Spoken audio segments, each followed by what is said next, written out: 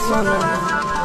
आगे तोर नहीं कसूर नहीं हमर कसूर गे दोनों के कैला ऊपर वाला दूर गे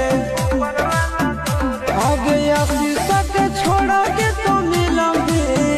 चिंटू या न जान से आगे सोना